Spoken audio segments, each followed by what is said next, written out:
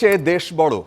ভারতে বিশ্বকাপ খেলা নিয়ে এমনটাই জানিয়েছেন বিসিবি সভাপতি সাকিব আল হাসানকে দেশে ফেরাতে নিজেদের সর্বোচ্চটুকু করেছে বাংলাদেশ ক্রিকেট বোর্ড। প্রয়োজনে ফাঁকা স্টেডিয়ামে সাকিবকে খেলাতে চেয়েছিল বিসিবি। স্টার প্লেয়ারের সাথে একান্ত আলাপে বিসিবি সভাপতি এই কথা বলেছেন।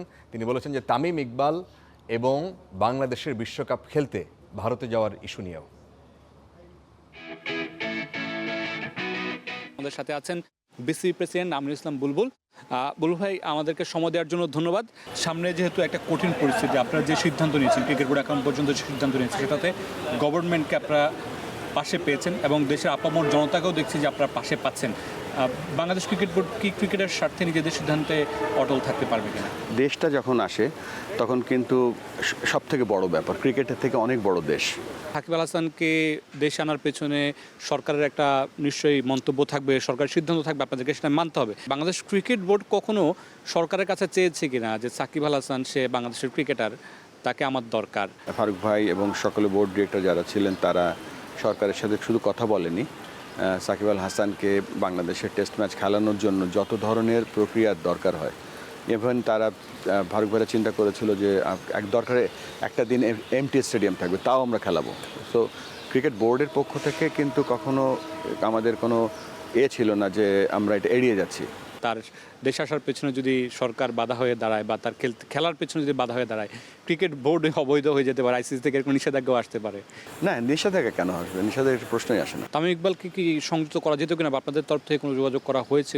উনি কিন্তু অ্যাকচুয়ালি রিটায়ার, অফিসিয়ালি কতটুকু রিটায়ার করেছে আমরা জানি না। তিনি সবসময় একটা ফ্র্যাঞ্চাইজে খেলতেন, তবে আমাদের কাছে ইমেল করে জানিয়ে দিয়েছিলেন এবার যেন তার নাম রাখা না হয়। তো সেই লক্ষ্যে তিনি এতে যে আমাদের যে অকশনের সেখানে তার নাম ছিল না। তো আমাদের যে টিম আছে, আপনারা জানেন যে আমাদের টিমটা বেশ বড় একটা টিম এবং সকলে এই বিপিএলটাকে যতটা সৌন্দর্য বা সুন্দর করা যায় সব দিক দেখেই আমাদের কাজ এগিয়ে চলছে। আমিনুল ইসলাম বুলবুল কিছুদিন আগে দেশের বাইরে গিয়েছিলেন, সেখান থেকে আর ফিরবেন না এরকম একটা গুঞ্জন উঠেছিল। না, আমি তো একজন ইলেক্টেড প্রেসিডেন্ট, এখন ফিরবো না কেন? আমরা বাংলাদেশের ক্রিকেটের ইতিহাস যদি দেখি, মানে প্রতিটা নির্বাচনের পরেই এমন কিছু ঘটে, বোর্ড ভাঙে, নতুন বোর্ড হয়, এগুলো নিয়ে কখনো আপনার চিন্তা হয়? যে 6 মাস ধরে বাংলাদেশ ক্রিকেট বোর্ডের সাথে কাজ করছেন অফিসিয়ালি, কখনো চিন্তা হয় যখন বাসায় থাকেন বা একা থাকেন যে এই দেশের জন্য কাজ করতে এসেছি, নিজের ভাগ্যে আসলে কি আছে? না, এখানে তো দেশের, এটা তো সার্ভিস, এটা তো ধরেন এখান থেকে কোনো বেতনও পাই না। এখান থেকে তার একসময় একটা চাকরি করতাম, সেখান থেকে বেতন পেতাম বা সব কিছু ছিল, বাট দেশ তো আগে, দেশের জন্য এটা আমি মনে করি বাংলাদেশ ক্রিকেটটা এখন আমাদের সকলের হাতে একটা আমানত হিসেবে আছে।